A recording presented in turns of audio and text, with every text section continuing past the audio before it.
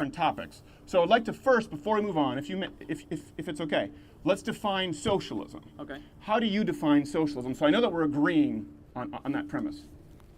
Socialism is a system in which the state redistributes wealth from what it would be under a pure capitalist system. Okay, I think we agree on that. Okay, and then I think it's important to but don't boo. This is just an actual discussion. I might be wrong here. And what do you think I mean by evil, or what would we both agree the definition of evil is? Harmful to society. Not necessarily to society. I believe morally reprehensible. It's immoral. Okay, so as we both agreed, socialism is basically a collective, a governmental control of the distribution or means of distribution or production. And when I say evil, I mean I believe that is immoral. So can we both agree with that? I don't agree that it's evil. No, but we agree that that's what I'm saying. That's my position. Yes. Okay, so what part of my position do you disagree with? Again, the goal here is to change my mind, not score points. Well, I'm trying to convince you that your own objectives, if you're a conservative, cannot be achieved under capitalism. Okay. And so I'll give you an example of that. Yeah.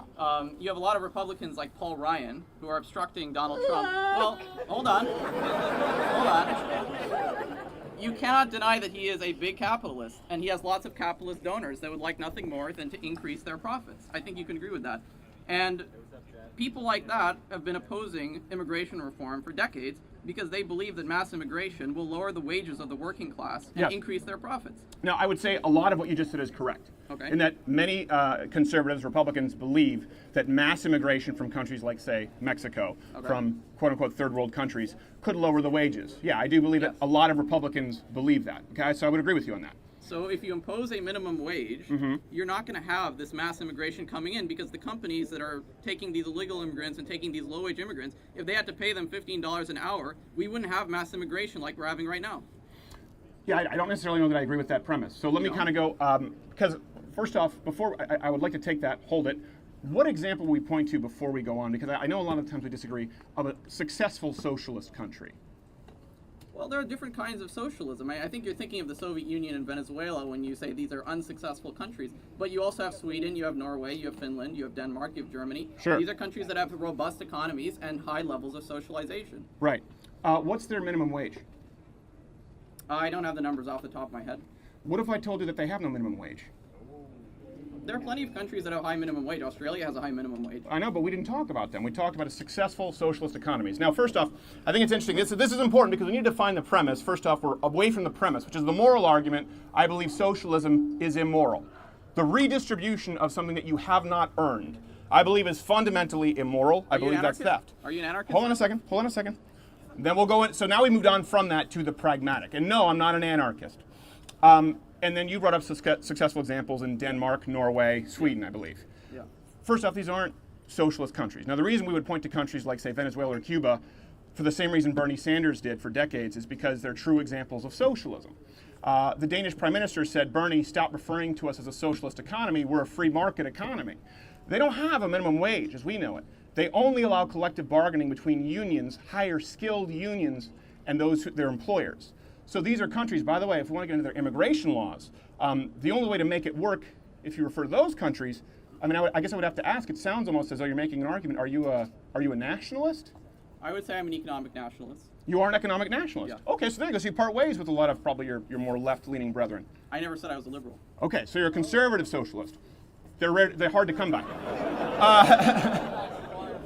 So no minimum wage there. But again, this doesn't change the idea. Let's get to the fundamental premise before we move on to the pragmatic, and I'd be happy to.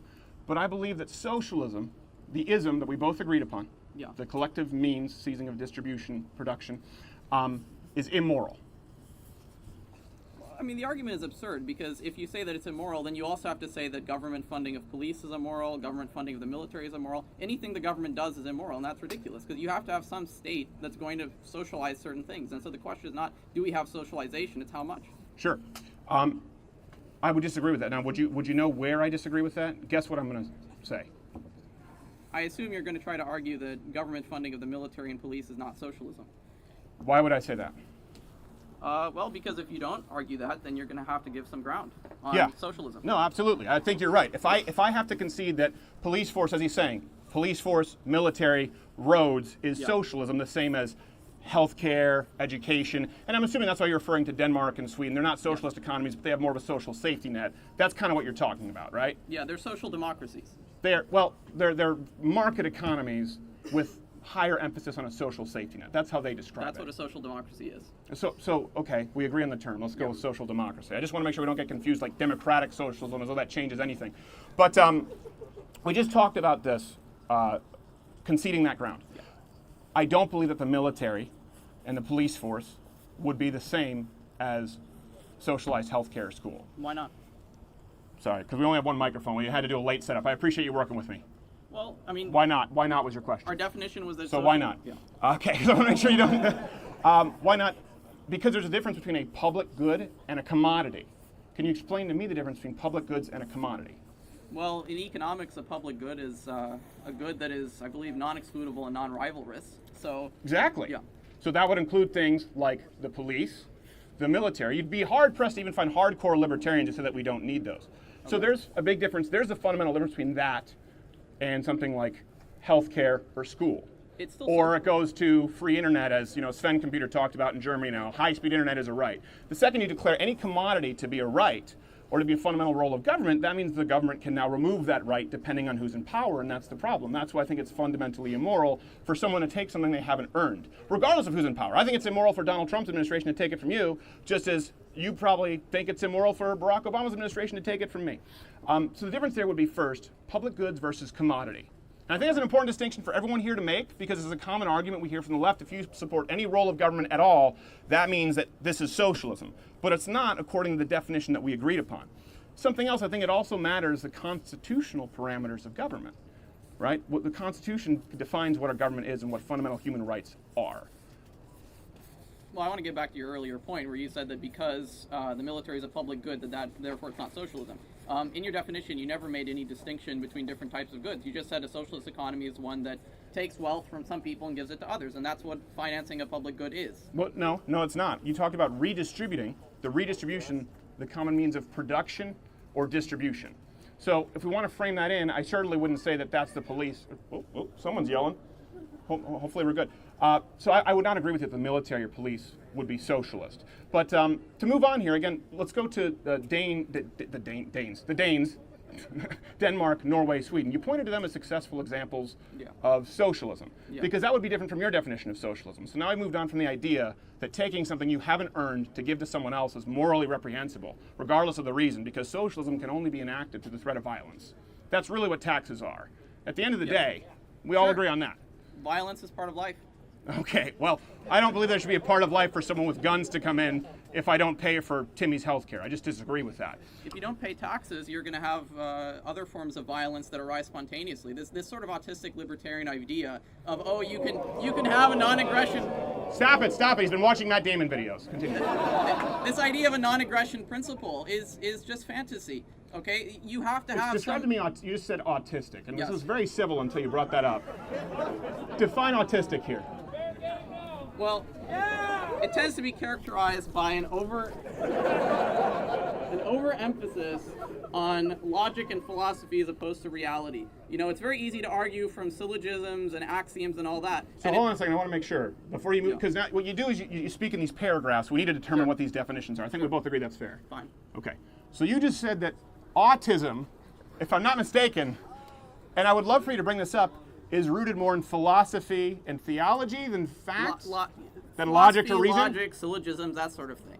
That's what you believe is the definition of autism? Well, because it leads you down these intellectual... No, do you believe that's the definition of autism? No, you I'm don't. using it in an informal way. Okay, so you're using it in an insulting way. You could say that. Okay. A little bit of banter. A little bit of, yeah. Well, we don't call that friendly banter generally. Okay. We call that being a dick. So I want to go back to hopefully keeping it civil. I wouldn't call you retarded. I wouldn't say that you had a fight with the Clippers and the Clippers won. I wouldn't do this. Let's keep this very civil. So let's go back to Sweden, Denmark, Norway as examples. You pointed to them as successful examples of socialism. It was interesting to me that you said, I know you'd want to point to the USSR or Venezuela or these places, but really we should look to these Scandinavian countries. Sure. Why? Because they provide a good quality of life for their citizens. You don't have this gigantic gap between the working class and the upper class.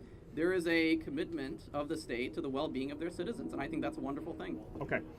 So first off, I agree with you that Okay. first off, the overall well-being of citizens is a tremendous thing. I think we would all want. I think everyone here wants a better society, wants a better America. I don't think that you want a worse America. No. I hope that you don't believe I want a worse America, despite the fact that you implied I might be autistic. So maybe I don't know what's best for America.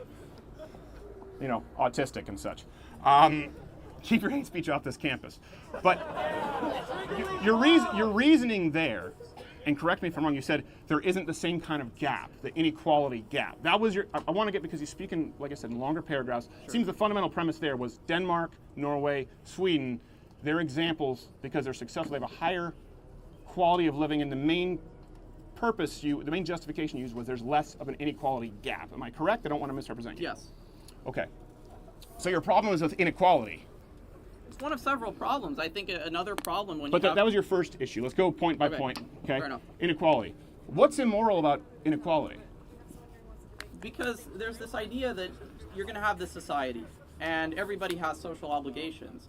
But if you have a situation where people are being crushed, where people's wages are going down, you lose the social cohesiveness of that society. You lose the commitment that everybody has to advancing that Okay, hold on a society. second. I want to, because now you're getting into potential results, the hypothetical, almost autistic It's one real. could say. It's real. But I ask again, what is immoral about inequality? What's immoral is that it ruins the society. That's what's immoral about it.